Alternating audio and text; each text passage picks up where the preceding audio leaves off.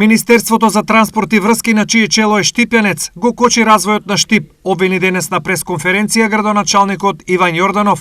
Како пример за тоа тој ги посочи улицата Браќа Даневи, Солидарност и Пети конгрес, кои се обврска на Министерството, а се уште не се асфалтирани. На улиците Солидарност, Пети конгрес и Браќа Даневи, кои што се закочени од Министерството за транспорт и врски, кои што одамна требаше да бидат изасфалтирани, имајќи во предвид дека нашата обврска како општина за промена на водоводната и канализационата мрежа е веќе завршена.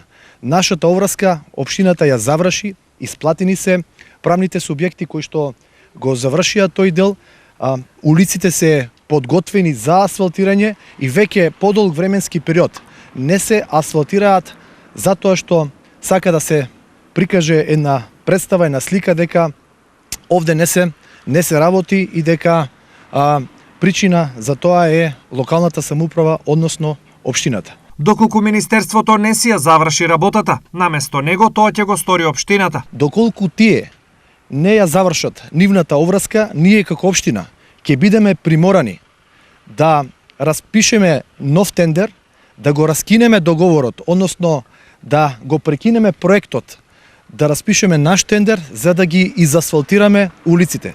Секако општина Штип има огромни финансиски штети од оваа централна власт која што година дена ги понижува и го кочи развојот на Штип, ги понижува граѓаните. Надзорниот орган на граделиштето, кој е овластен да даде налог за работа на секоја следна фаза во работата, во вакви временски услови со ниски температури и влажност и мрзнење на коловозната конструкција, не дозволува поставување на асфалт, бидејќи во такви околности улицата ќе биде неквалитетна и брзо ќе настанат деформации и оштетувања. Градоначалникот да им се извини на Штипјани и да ја информира јавноста дека овој проект ќе беше завршен пред почетокот на зимските месеци, доколку општината си ги завршеше на време обврските со подземната инсталација.